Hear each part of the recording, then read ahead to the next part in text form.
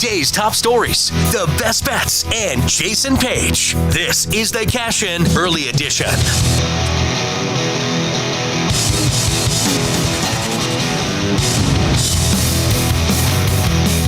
The Cash In Daily. We're just getting started on this Friday edition of the show, September 8th, 2023. Thanks for checking out the podcast. If you are doing so, we're on Spotify. You can watch us over on Twitch, Jason Page 77, on X, formerly known as Twitter.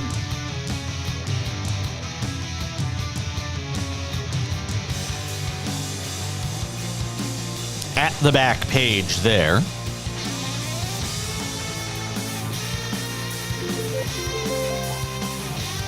You can also check us out on Facebook and YouTube. Facebook and YouTube, just look for the Cash In with Jason Page. Simple as that. All right.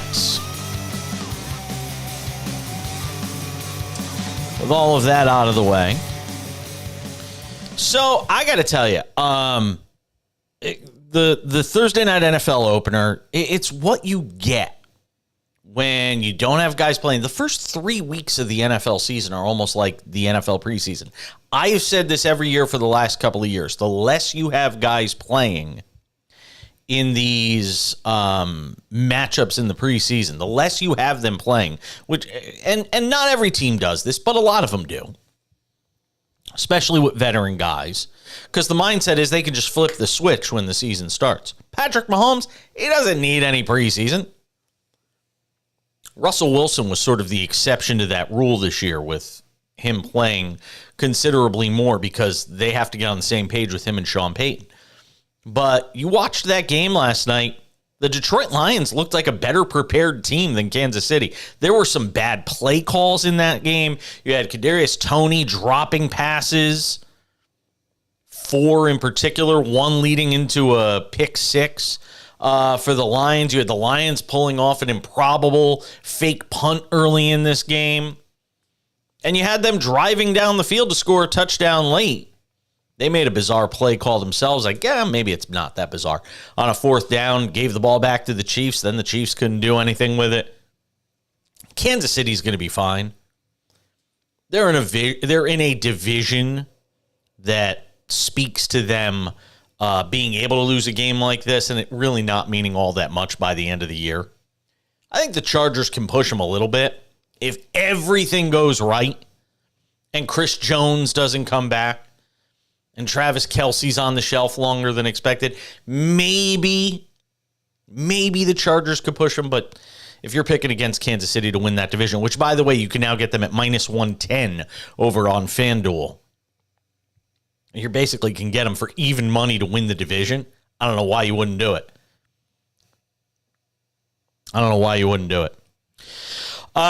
So we watched that game last night. But the big news, I have to say this, as much as we're going to do literally 45 minutes of NFL today, Sam Yarnell will stop by coming up in a few minutes. The Prince of Picks is here. He had a good day yesterday, by the way, on the NFL game. He had a good day yesterday on picking against me on the Yankees. So Sam's going to be in a gloating sort of mood. So we'll get to that coming up in a couple of minutes. But the big news of the day might be the Mookie Betts injury. Mookie Betts fouls a ball off his foot, stays in the game, comes out later, walks out of the stadium with a walking boot, and nobody knows just how bad it is right now for one of the biggest stars in baseball, and certainly the biggest star, along with Freddie Freeman, on that Dodgers team, and how much this could potentially upset things as it relates to the National League playoff picture and providing a easier route for the Atlanta Braves, potentially. Now, again, you get to the baseball postseason, and just about anything could happen. They said x-rays were negative on the foot, but we'll wait and see. My Yankees lost yesterday. I'm a little disappointed in that. I regret to tell you, and if you're tuning in hoping to hear a lot about college football, I'm not going to do a ton of college football in today's show. We will do some more next week. I think everybody's going to be watching Colorado, though. Everybody's going to be watching the Buffs now. They got everybody's attention. And they get Nebraska this week, and you got to feel like that's a winnable game based on what you saw out of Colorado in week 1 and what you saw out of Nebraska in week 1. But Georgia's got a walkover. I mean, there's not, this is that time of the year where there's not a ton of juicy games on the schedule. Notre Dame's playing against North Carolina State. Utah's at Baylor. There just isn't a lot to get you hyped up. Mississippi and Tulane. You want to give me that maybe? All right. Give me Ole Miss and Tulane, I guess, this weekend. We can number 20 versus 24. Duke, which finds itself in the top 25 after their surprising win over Clemson. Number 21 in the country. They've got a very winnable game this weekend. Game of the week is probably Texas and Alabama for obvious reasons. Last year, this game was in Texas. This year, it's in Alabama. Can Steve Sarkisian get the Longhorns over the hump this time around? We'll wait and see.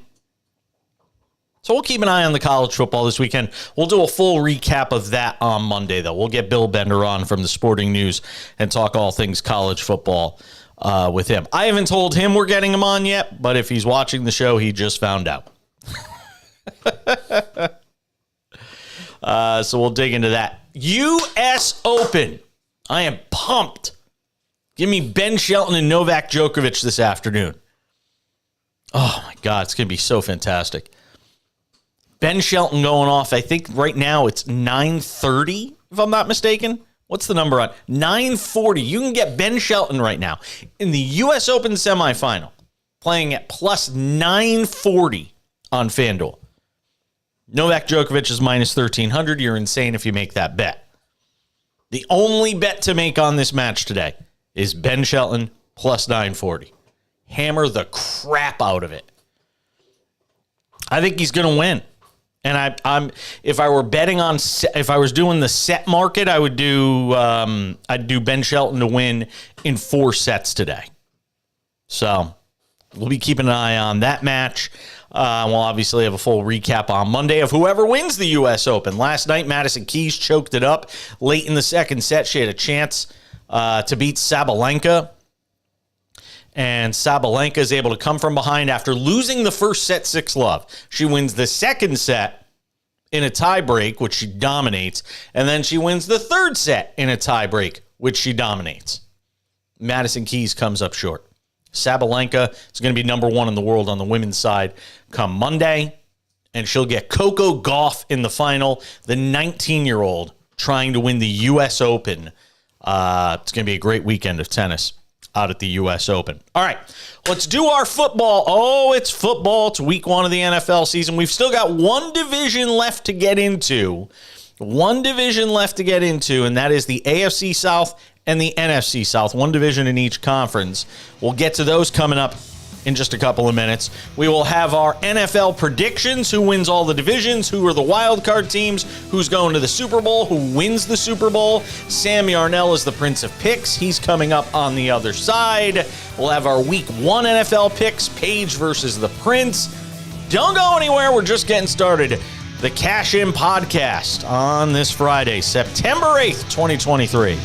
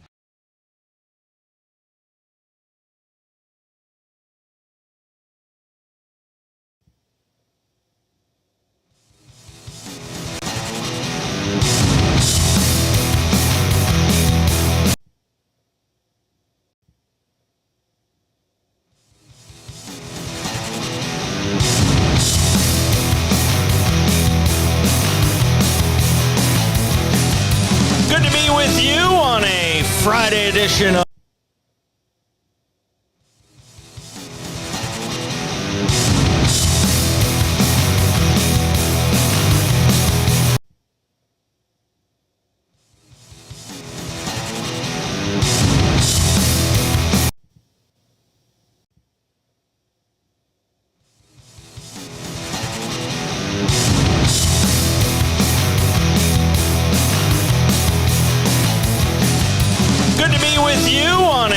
Friday edition of the show. Friday.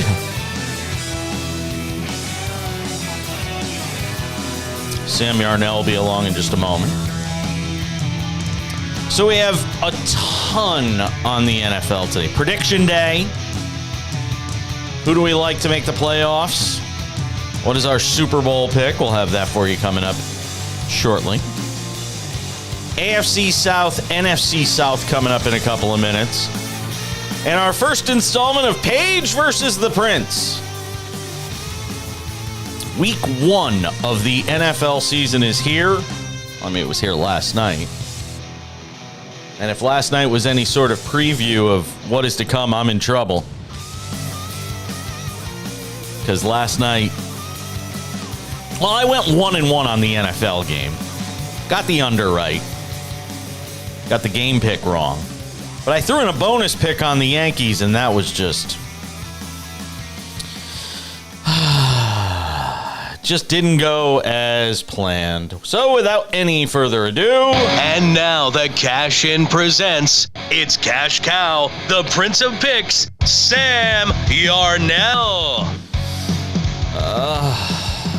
It was so bad last night. So bad. Carlos Rodon goes out there and just stinks up the joint.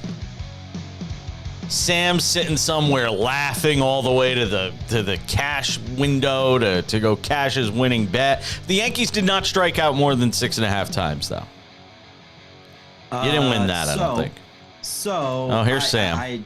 I'll pull up old Eddie Rodriguez's line here now because I don't remember it. Yeah, he didn't strike it out. He didn't strike out enough. I was too busy watching the Detroit Lions beat up on the Kansas City Chiefs after I watched Carlos Rodon absolutely implode on himself yesterday, as I said that he would, just so everybody out there knows. By the way, cash those tickets on the Tigers. Pull up the box score. So 10-3 the final. It was never even close. Yeah. Eddie Rodriguez just keep sticking it in. Just needle. Let's see here. Yeah. 4 strikeouts. So the player performance double at 5 didn't even come in. That, I think, might have been our only losing ticket on the day yesterday. Really? If I remember correctly. Yeah, I mean, Lions win outright as a 4.5-point dog.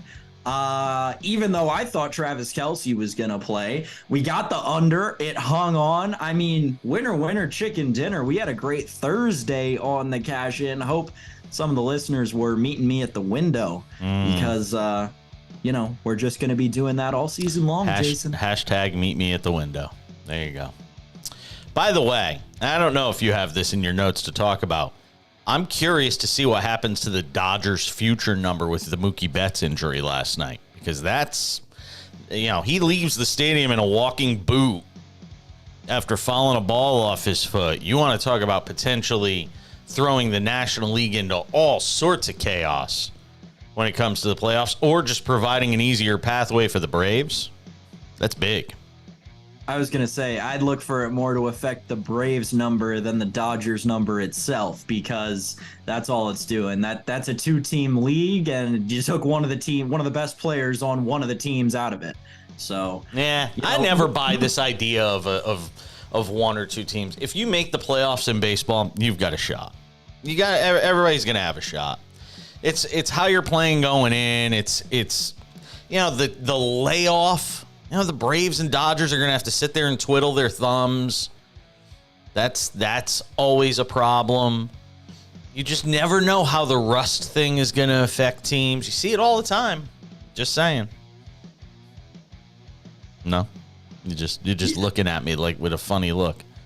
Because I agree with you in principle. I do. I think that, as a baseball lover myself, right, as a Nationals fan, that's the story of the 2019 Washington Nationals. Just get in the fight, right?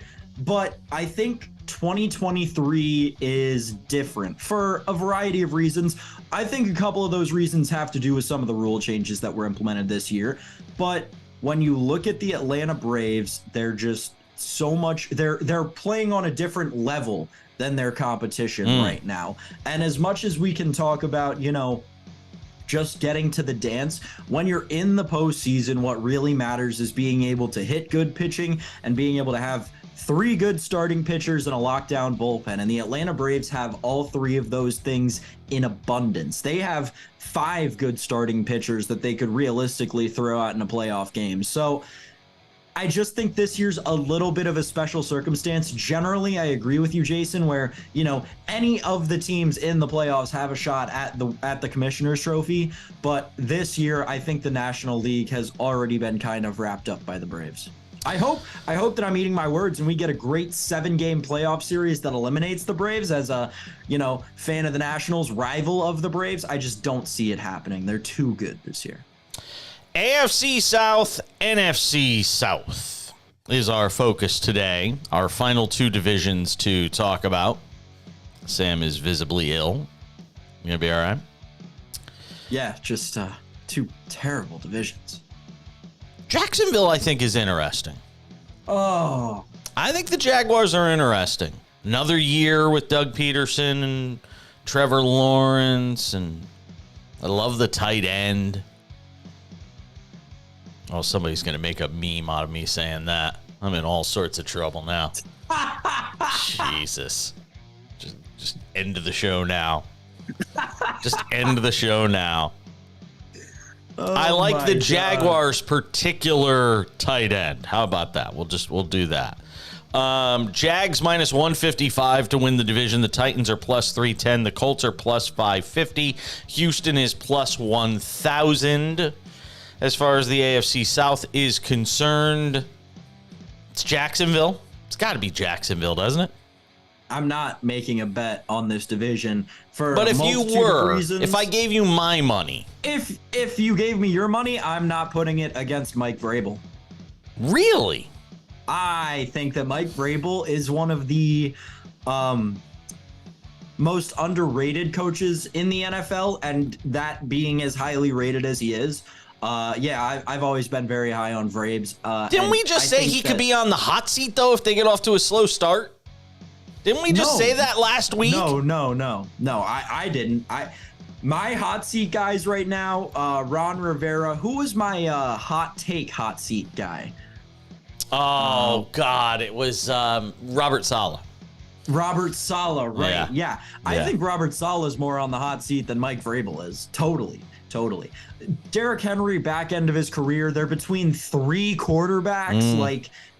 I don't think Vrabel cannot lose in the situation that he's in with the quality of coach that he's already demonstrated himself to be. So you're going Tennessee, huh? Plus 310? I'll go Jacksonville. So I think the Jags are the real deal. Look at the way they play. Second half of the season last year, they were one of the best teams in football statistically. And Trevor Lawrence was one of the best quarterbacks statistically.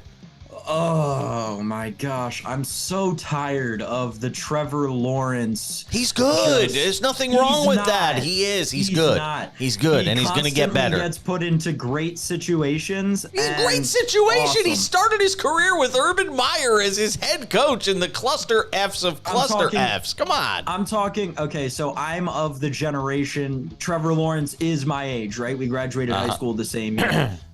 It's the only thing you have in common. It's the only thing we have in common. That and great hair. I was going to say great hair. Yeah. Anyway, Trevor Lawrence has played at one of the most prestigious high schools in terms of high school football, was, handheld all the way through Clemson by Dabo Swinney, passed it down from Deshaun Watson to all those national championship appearances, and then was essentially gift wrapped into the NFL, faced the first adversity of his career, and absolutely fell on his face whenever you put this kid against adversity, he can't face it. So yeah, when there was nothing to lose in the second half of the season for the Jacksonville Jaguars, he performed all right, but the kid cannot perform in the face of adversity. And I think all the pressure that everyone's putting on the Jaguars going into the season is only going to make him crack and crumble just even more. I disagree. I think Jacksonville. God forbid they get to the playoffs. Oh my God. They're going to make the playoffs. They're going to win the division, and that'll be a one-team division in all likelihood, given what else is there. I think I tell you, my dark horse in that division is Indianapolis at plus 550. I was thinking about that. Yeah. That's an Anthony Richardson bet. Yes, though, it right? is. If Anthony Richardson is Lamar Jackson, yeah, they will. They will win that division. Because I don't think they'll win the. I'd be surprised. I'd be surprised if they made that kind of leap from last year to this year. No Jonathan Taylor for at least the first 4 games. But if Anthony Richardson looks like Lamar Jackson, is Jonathan Taylor more incentivized to come back sooner? I don't know. Or to come back to the Colts in general, not sooner. I'm sorry. By the way, not to go too far afield here, but I will because I can. The Chris Jones thing last night how bizarre was that? With Chris Jones, and usually when you're a holdout, you don't show up. He's sitting in the stands watching the game and then watching his team lose on top of it. Boy, you think they could have used him on that third down play with 1:40 to go when Montgomery runs it for the first down? It really was weird. That whole situation is bizarre because he's saying he's going to come back by week 8. He's saying that if he doesn't get a deal done, he'll be back by week 8 because he doesn't want to lose the year of service time. And he wants to be able to be a free agent at the end of the year. If you're going to come back by week 8 anyway, you're showing that card to the team. They're just going to say, we'll wait you out. You know what I mean? I think they're content to play. I think they'll play without him because they're supposedly far apart on a deal. That whole thing is just strange to me. It's Chris Jones. Like, at the end of the day, it's Chris Jones. And he's a good player. He's a really good defensive player. I believe, and I'm not 100% certain of this, but I believe he just has to play during the regular season. So theoretically, how absolutely hilarious would this be? Chris Jones comes back a week or whatever and plays the rest of the regular season. The Chiefs win the AFC West. They've got a home playoff game, but the Chiefs and Jones never come to a deal. They get to the first week of the playoffs and Jones is like, all right, peace out. I'm out. Man. And they have to play through the playoffs without him.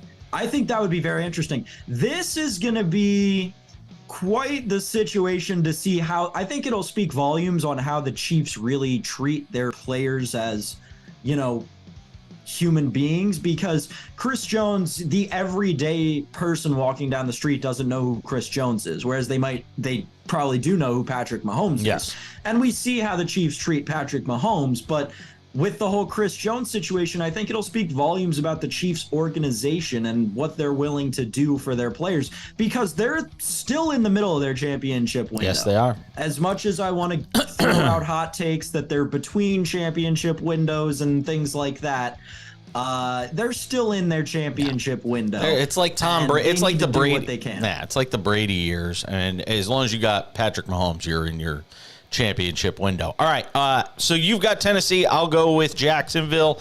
NFC South, the division nobody wants to win. At least that's the way it was last year. I'm going to go Carolina at plus 360.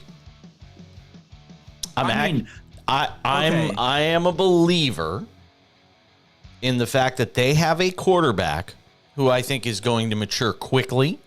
I think he's smart enough to adjust to the NFL game quickly. And this was a team that almost made the playoffs last year with a mishmash of quarterbacks and no Christian McCaffrey. I think the Saints are obviously probably the more popular pick. I know a lot of people are curious about Atlanta. Nobody cares about Tampa Bay. But Carolina at plus 360 is where I'm going. So I think, especially after the last division, something that is important to differentiate is that we're having the betting conversation right now. So this isn't necessarily who I think is going to win the division, Right. but it's Who's who I the think is the best best bet Yeah. right now. And right now I think it's the Atlanta Falcons at plus 210. Like I don't see that number getting a whole lot worse. Whereas I think the Saints number, if you revisit after the first division game, I guess these markets do close before the divisions start. Because on FanDuel right now the Chiefs are still up there. The AFC West is still up there. And their the number NFC went down to North is minus too. 110, as a matter of fact. Interesting. So I'm not a it'll be big interesting to see believer if in these- Derek Carr. I'm not a Derek Carr guy, by the way, which is why the Saints, to me, I'm like, I think Derek Carr's on the downside of his career, which is why, obviously, the Raiders were willing to let him walk. And I get it. He's a motivated veteran. Maybe he's got one more pop in him for this year to try and prove he has something left, but just not there with Derek Carr anymore. I believe in Carr, and I think he'll find it with Olave. I truly believe that Chris Olave is one of the best young receivers in the National Football League right now. They'll get Kamara back week 4, I believe. I think he has a 3-game suspension. I don't hate the Saints offense, and their defense proved themselves last year. It's hard to bet against Bijan Robinson. Art Smith, that running offense, like, you know what you're getting out of the Atlanta Falcons. I think that they're the best bet for the NFC South right now. Yeah, I really, and I haven't decided who, when we get to our prediction segment. You haven't decided yet? Oh my God. I haven't decided who I think is going to win this specific division. Yeah. Because we're not going to get a wild card team out of this division. No, So probably not. I haven't decided who's going to win this division. I might go Falcons to win that. Like, I might think that they're actually going to win the division. Okay. So those are our AFC and NFC South picks. We saved the worst for last. All right, quick timeout. We'll come back. I want to get to our NFL picks, who we think makes the playoffs, who are our wild card teams, who winds up going to the Super Bowl, who wins the Super Bowl, all of that as we continue. It is a Friday edition of The Cash In with yours truly, Jason Page. Sam Yarnell's hanging out with us as well. Hang out with us. We're coming on back.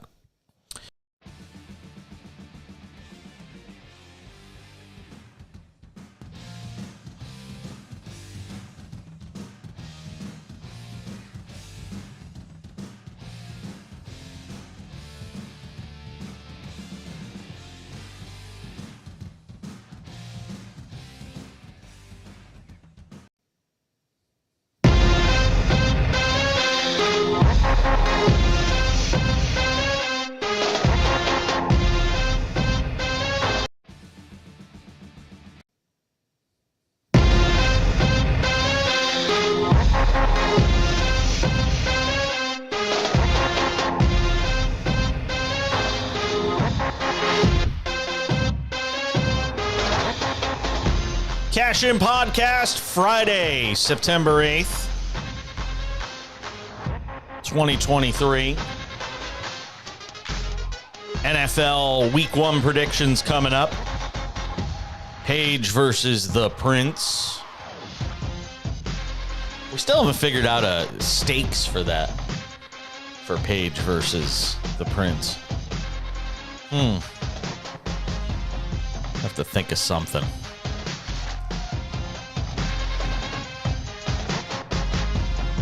Thursday night NFL opener went to the Lions 21-20 over the Chiefs. If you took the under, congratulations.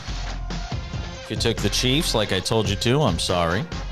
But if you listened to Sam Yarnell, you would have been right on both.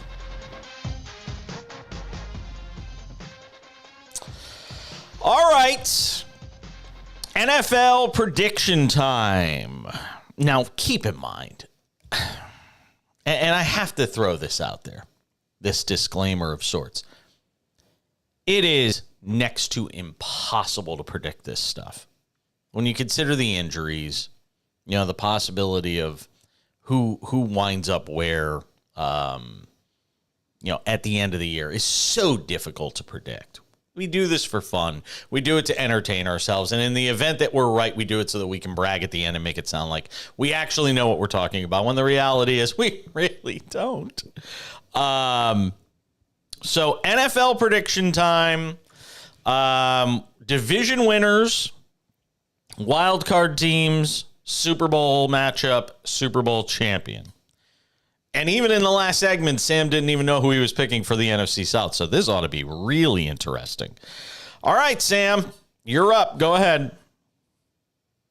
Yeah, I have to go first? All right. Yes, you go first. Okay. All right. Okay. So you want me to start with the AFC or the NFC? Whatever How you do want. Do this? Yeah, whatever you want. Do everything first, or do you want me to do some and then you to do some, or what? Nah, but however you want to do it. You tell me. Okay. I'm easy. All right. Do your AFC. How about you do your AFC and then I'll do my AFC? How's that? Okay. All right. We can do that. So obviously, out of the AFC East, it's the Buffalo Bills. Are we doing records too, or no? No, you don't have to do records. Records is no. Well, just so everyone knows, the Bills are going to go 14-3 this year. Really? I won't do records for anybody else. Okay. Ravens out of the AFC North. Hot take. Baltimore Ravens out of the AFC North. They will win that division. The winner of the AFC South will be the Jacksonville Jaguars. Even though I don't want to bet on them, they are going to win that division. I do just think that their team is all around talented enough, and the Kansas City Chiefs are going to walk away with the AFC West despite losing week 1 to the Detroit Lions. I would not be surprised if they go undefeated in the AFC West this season. You can get that at plus 600 over with our friends at FanDuel. Now, for the 3 wild card teams, it was a tough decision for me, but I'm going to go with the New York Jets over the Miami Dolphins for the first wild card selection. It was very hard for me to choose one of those teams. I don't think we're going to see 3 AFC East teams in the postseason this year. Obviously, the Cincinnati Bengals will make the playoffs. Even if Joe Burrow has injury issues this season or has some post-contract regression, that team is 10-7 at their very, very worst. So the Cincinnati Bengals they'll probably be realistically the first wild card team in terms of seeding, but they're just the second one that I mentioned. The final one, the Los Angeles Chargers. Brandon Staley will finally figure out how to coach. The wide receiving core will stay healthy for the first time ever. And I just think the Chargers are going to be fun this year. I like Quentin Johnston, the rookie. I think that they're going to be a fun football team. Very chalky playoff format for me, but I think that that's how this NFL season's kind of going to go. Who do you have coming out of the AFC?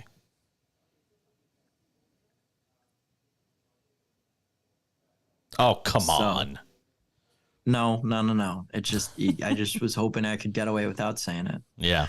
So the Buffalo Bills will obviously walk back to the AFC Championship game. There will be no real competition, I believe. They'll probably face the Jets in the playoffs and beat them 42-7. That said, we're going to have another Chiefs-Bills AFC Championship game between the 1 and 2 seeds, and I don't see the Bills winning it. I think it's going to be the Chiefs back in the Super Bowl once again. All right, so that's what you got in the AFC. Everybody make sure to take note of that. All right, my AFC, I'm going to go Cincinnati out of the AFC North. I've already kind of made it clear that's where I was there. The Dolphins out of the AFC East. I like the Chiefs in the AFC West, and I like Jacksonville in the South. The playoffs is where I think it does get interesting. I do think you're going to get 3 teams out of the AFC East. I think the Jets and Dolphins both wind up getting in. Although I do think, I have to say, if there's a team I think that winds up on the outside, and I hate to say this because it sounds like I'm banging on the Jets, I think it's the Jets that could potentially be the big bust in all of this. If they don't get off to a fast start, this thing could go downhill real fast. So I'll say the Dolphins. Yes. So you think the Dolphins are going to win the division? I think the Dolphins are going to win the division. But you think the Bills will still make the playoffs? Bills. Okay. Yes, Bills still make the playoffs. I might have said it backwards.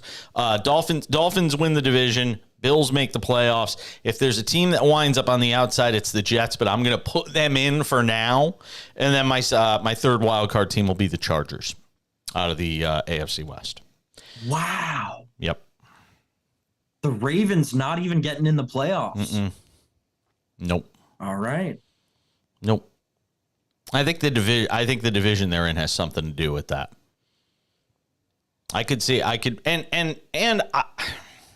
Lamar Jackson missing significant time, meaningful time, 3-4 weeks. Is that really out of the realm of possibility?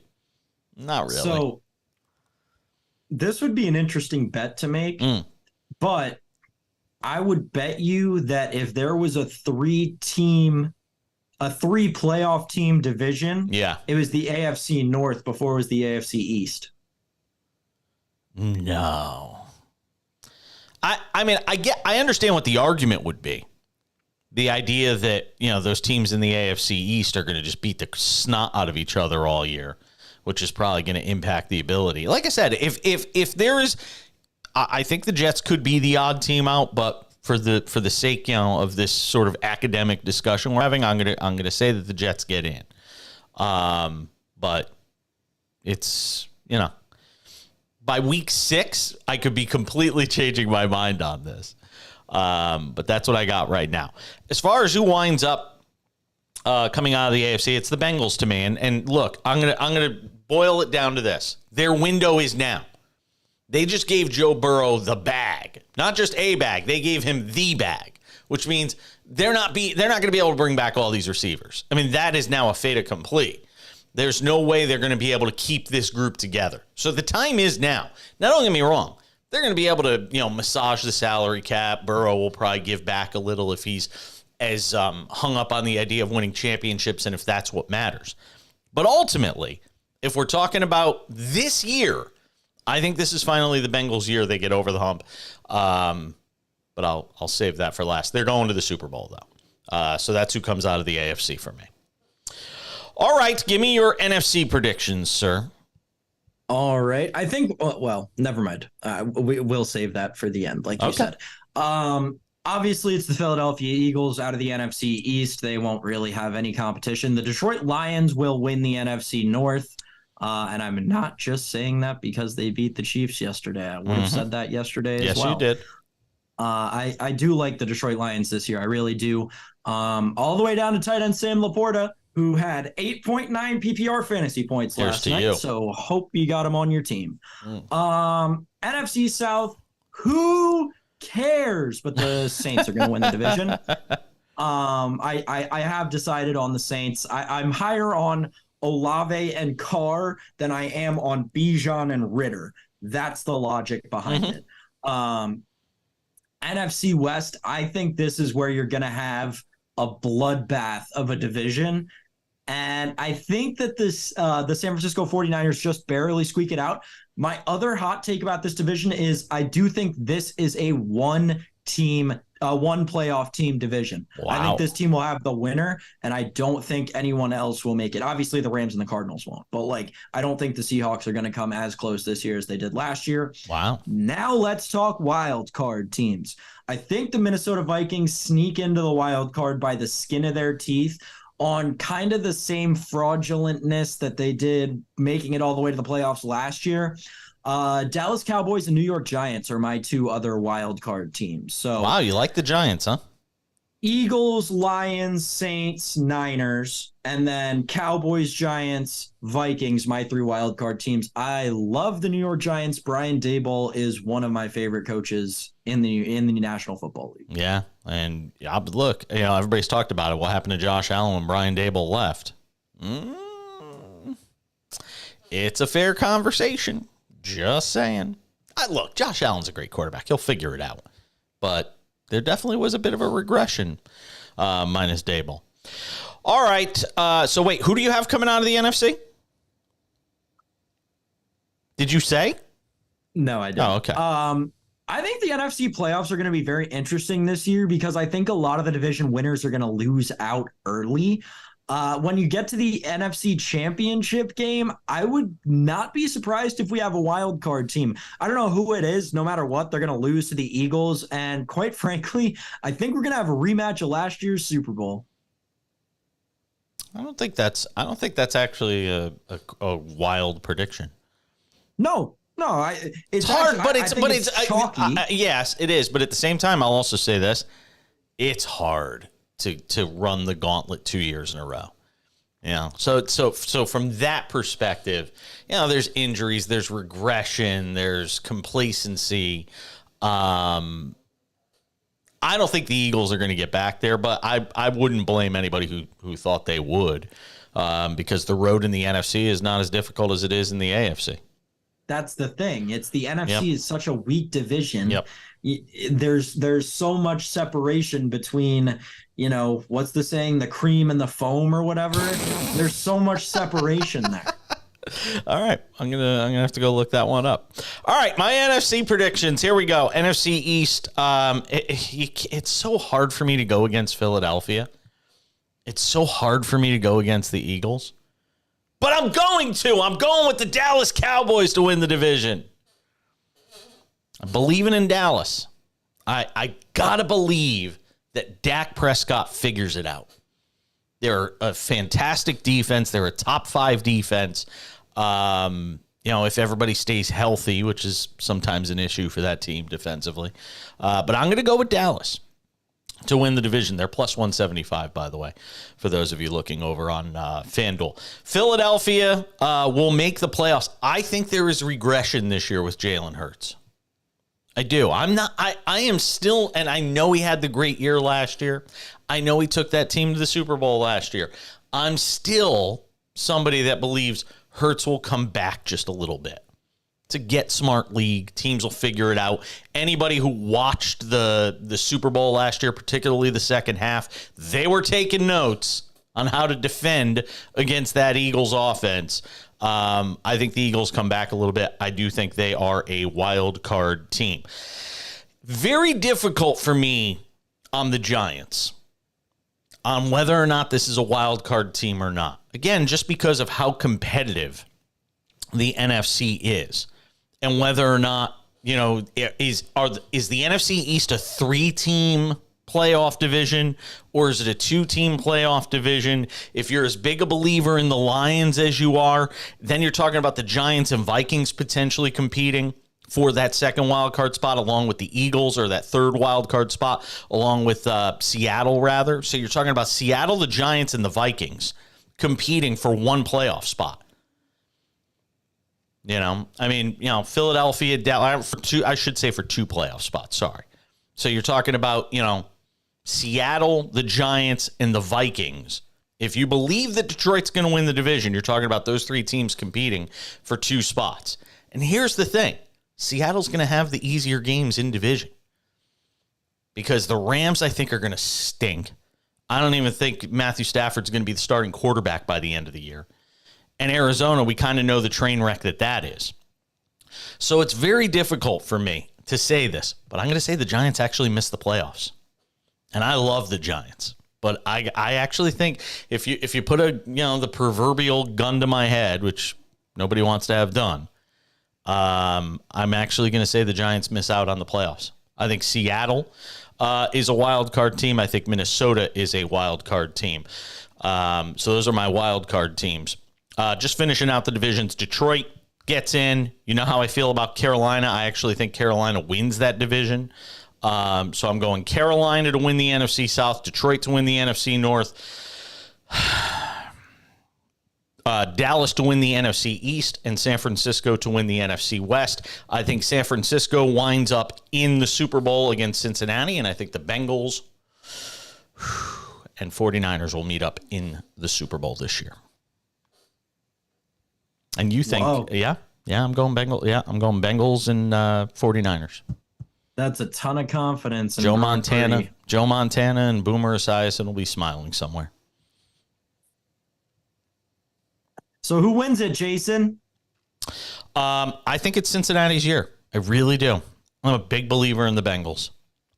Go and get the Bengals if you can right now at plus 1,000 because they're going to win the Super Bowl. Let's go.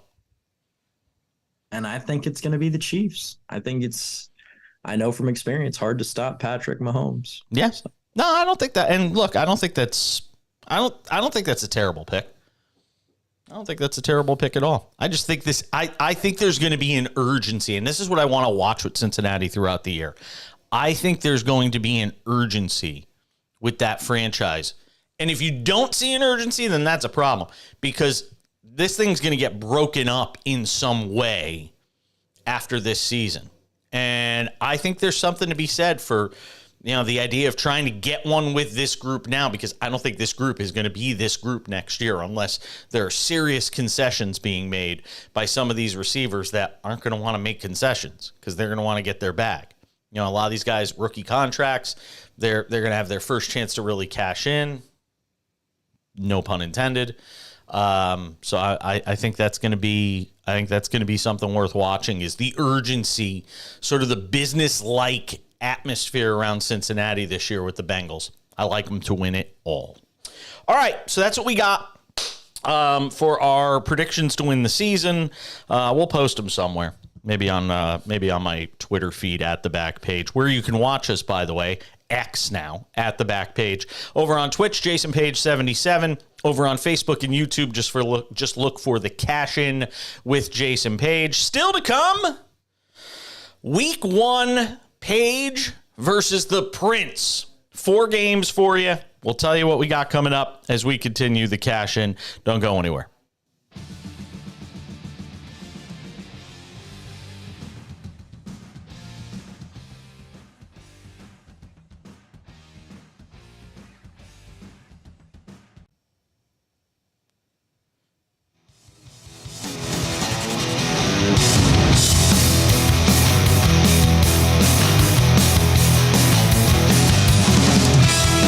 All right, week 1 of the NFL.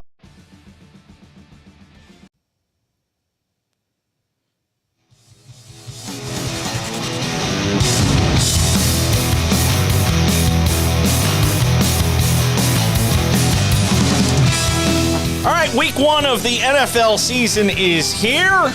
Good to have you with us on a September 8th, 2023 edition of the Cash In podcast. I am Jason Page.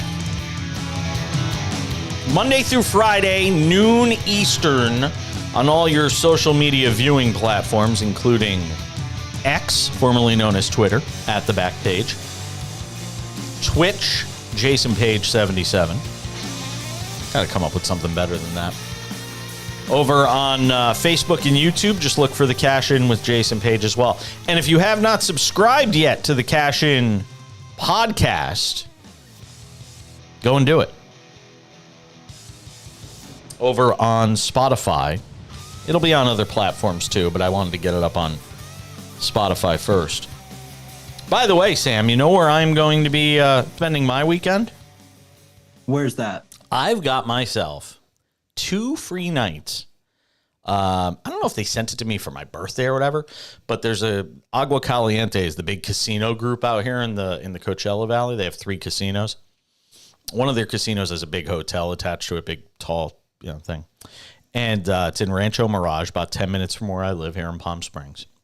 They sent me 2 free nights at the hotel. So we're going Friday, Saturday, leave on Sunday. They sent me $565 in free play for slots or table games. And then they sent me $115 in resort credit. So I'm going to be eating. I'm going to be gambling. It's going to be a fun weekend. Yeah. And hopefully I won't be divorced by the end of it. It absolutely can happen. Here we go. It's time for the weekly face-off for sports betting bragging rights. It's Page versus the Prince on the Cash In. Yeah, baby, let's do it. Week 1 style. Page versus the Prince. Who will come out victorious? I finished last year, I believe, 7 games over 500 for the entire season and postseason. So not bad. Oh, Sam's grabbing the football. Look at him.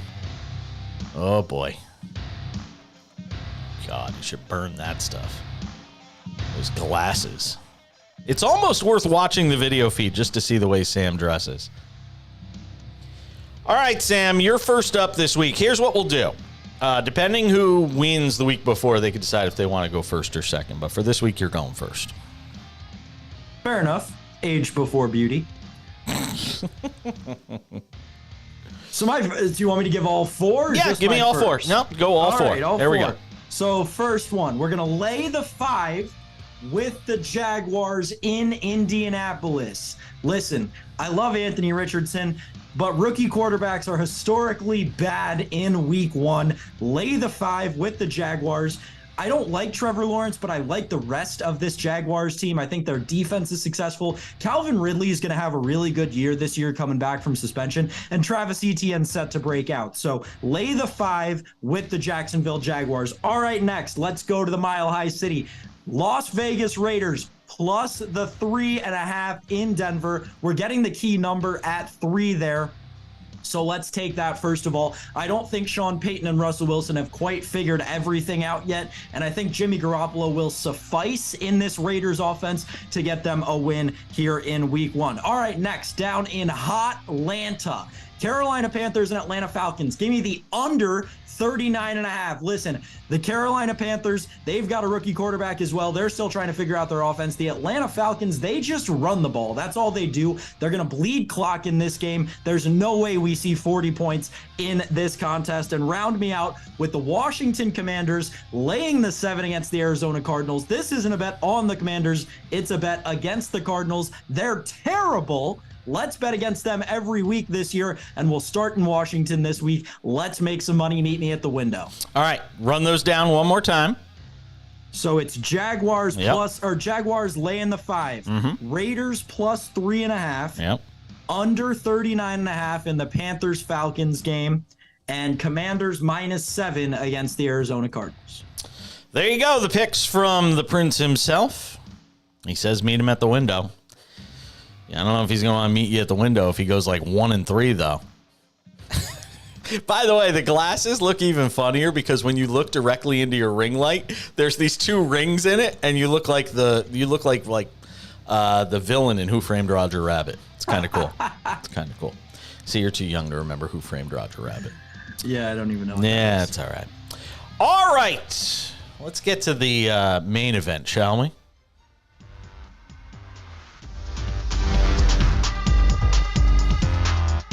Page's picks.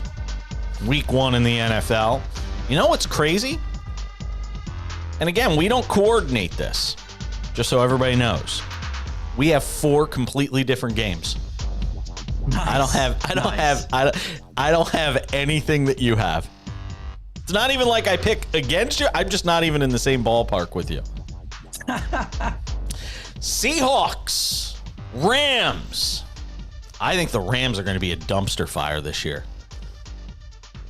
The Cooper Kupp injury, harbinger of things to come. Matthew Stafford's inability to stay healthy. His brain already kind of thinking retirement. When somebody's thinking retirement, they've already kind of retired. I think the Seahawks are a playoff-bound team. I like Seattle. I think that division is garbage. Seahawks minus 4 at home against the Rams. Honestly, that feels like my favorite pick of the week right now. Love the Seahawks. If I were going to hammer a game this weekend, if I was going to go with my philosophy, which is hammer the crap out of one game, it'd probably be that one. Seahawks minus 4 at home against the Rams.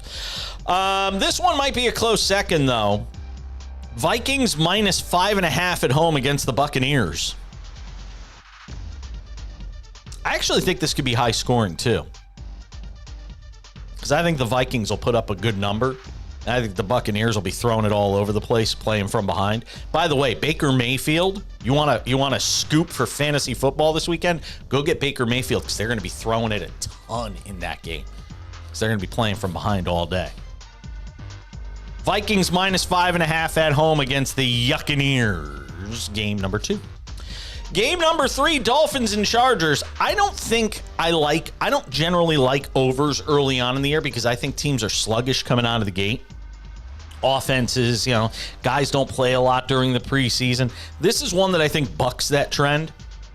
50.5, I think it's the biggest number on the board this week, if I'm not mistaken. And I am a big fan of the over in this one.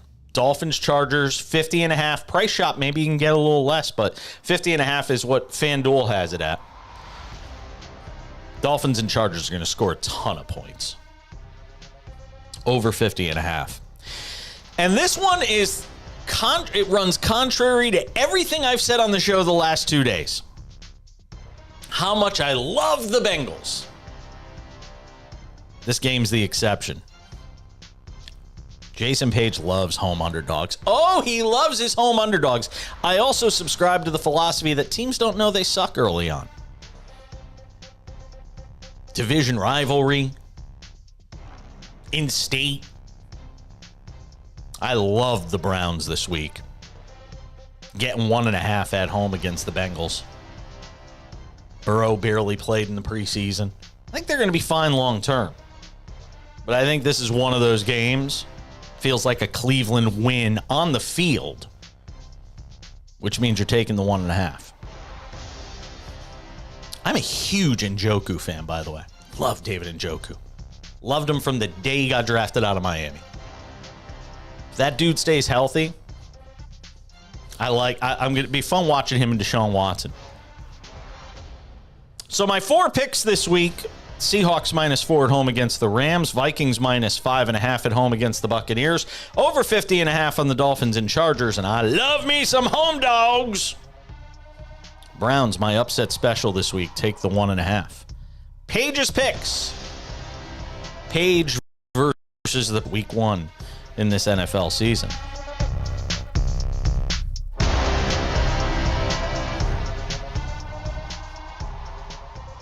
And by the way, by the time most people listen to this podcast, they'll probably say that this is old news. But we love Ben Shelton today. Me and the Prince have gone. We're going in together. We're going to go in together on Ben Shelton and Novak Djokovic. Which, as of the time that we put this on the air, as of right now, Ben Shelton is going off at plus 940. Now, mind you, when this matchup was consummated a couple of days ago, Shelton was going off at like plus 1130. Then it was down to like 820 or 830. Now it's like 940. So you could still get Ben Shelton at a healthy number. If it were me, I'd lay a hundo on it. I think he's going to win. And I think he wins in 4 sets, by the way. If you want to go a little deeper, little Jason Page special for you, little bonus pick, take Shelton plus 940. And then if you're set betting on it, Shelton to win in 4 sets. Now, the other day when I said this, Shelton to win in 4 sets was going off at 3,100 or 3,200. Now it's plus 2,300. That number has dropped dramatically. Shelton to win in straight sets is plus 3,400. Shelton to win in 4 sets is plus 2,300. Shelton to win in 5 sets is plus 1,800. Djokovic to win in straight sets is minus 150. Djokovic to win in 4 sets is plus 270. And Djokovic to win in 5 sets is plus 600. So, just a little extra something to give you a little something. All right, Mr. Prince, Sam Yarnell. Any parting words, words of wisdom before we go? Let's cash those tickets. And I mean, no, you and I will speak between now and when the Buffalo Bills beat the New York Jets on Monday. So yes. Can't wait to recap all the action in the NFL then and talk about the last game of week 1 on Monday. Yeah, it's going to be a fun weekend. Fun week 1 in the NFL. And I got to say, honestly, and I'll just throw this in as we get set to say goodbye. You were talking about this yesterday. How you know it's going to be a fun season is it's not easy to pick 4 games already. You know what I mean? It is not easy to pick 4 games. I used to not have any trouble finding 4 games. I can't. It's hard. I had to literally scour the schedule like multiple times to try and find 4 games that I really liked. Well, that's what we always say, right? The more you hate the card, the better the football will be. Yeah. Hopefully that is the case. All right, enjoy week 1 in the NFL. For Sam Yarnell, I am Jason Page. That is the Cash In podcast for this September the 8th, 2023. Thanks for hanging out with us. We'll see you next time.